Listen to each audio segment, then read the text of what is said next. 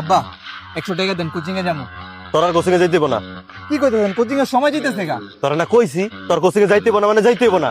আজকে থেকে তোর সব পড়ালেখা বন্ধ। কে আব্বা, আমি কি কোনো ভুল করছি? আমার পড়ালেখা কোনো গাফিলতি আছে? আমি তো ক্লাসের টপার, জীবনে 1 থেকে 2 হই নাই।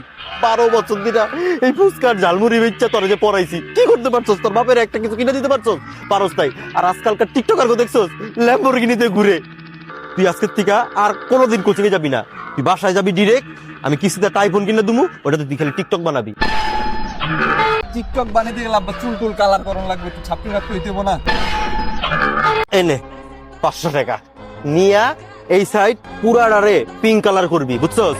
আর বাসায় যাবি, কি প্যান্ট কিনস? তোর তো ছয়ও নাই যে একটা লাল কালার একটা প্যান্ট কিনবি, হলুদ কালারের শার্ট, আর এই যে রশি মশি আছে না, এটি গলার ভিতরে যেরকম যে থাকে, এটি সব কিনাবি না, বাসায় যা টিকটক বানাবি। আপনি দেখেন, আপনাকে আমি একদিন প্রাউড ফিল করাবো, যাতে পাবলিক আপনারা কইতে পারে যে আপনি একটা টিকটকারের বাপ। ঠিক আছে বাবা, যাও মন দিয়ে টিকটক বানায়ো, আর তোমার বাপের নাম ঋত্বিক রোশন করো। ঠিক আছে, আমি এখনই সেলুনে যেতেছি আব্বা। যাও বাবা, যাও।